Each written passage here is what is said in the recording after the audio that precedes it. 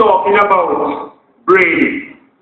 When he went, whoever he spoke with at Manor said, look, we're prepared to assist in this matter, the Dudus extradition matter.